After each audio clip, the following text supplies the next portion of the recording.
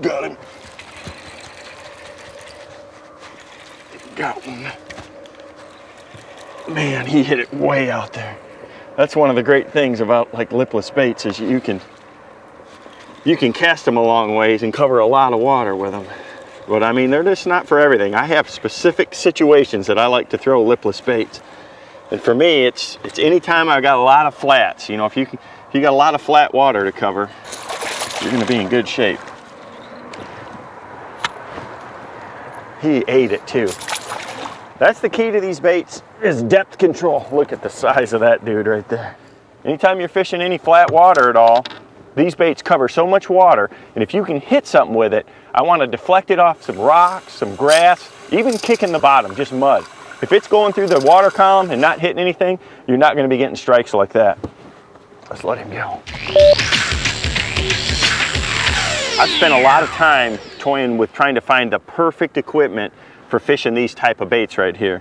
And I've kind of come to the conclusion that the 7-foot glass rod with a 5-to-1 gear ratio reel and a good assortment of fluorocarbon line. I'm going to have several of these rods rigged with different sizes of line so I can you know, cover all the depth zones out there. A lot of guys like a high-speed reel for fishing these baits. I like the 5-to-1 because as I'm fishing these deeper, which I do an awful lot, I'm going to be able to keep that bait down a little bit better. You want to be real careful of that when you're fishing this bait to make sure that you're contacting the bottom or the cover or the grass, whatever's down there. That is the most critical thing. So pick a setup that you've got good control and good feel with. For me, it's this setup right here.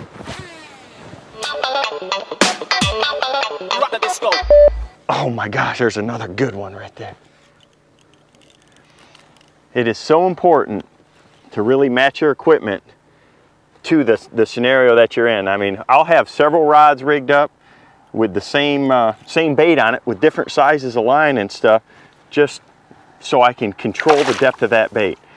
These baits are so good, I have so much fun fishing these big flats with them. Again, it's just, you cover so much water with it. I cannot believe how they eat it. They can't help themselves. They're rattling that bait, but if it's not hitting something, you're not going to be catching them.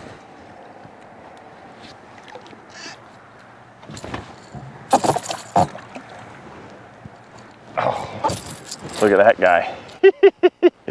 There's a lot of different size baits out there. You can use the 1/4 ounce size or the 3/8 or the 1/2 ounce or the 3/4, but I really prefer the 1/2 ounce size. That red-eyed rattler in a 1/2 ounce, I can fish from anything as shallow as 2 foot deep, and if I go that shallow, I'm going to put it on 20-pound test line.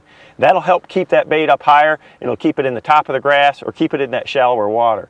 If I'm fishing this bait and I'm trying to get maximum depth, I'll go down to 8 or 10-pound fluorocarbon. That fluorocarbon will sink and helps that bait get down, so I can still keep contact with the grass or the bottom even out deep like that. This technique is not a technique where you just cast it out there and wind it back in straight to the boat. A steady retrieve won't get you many bites.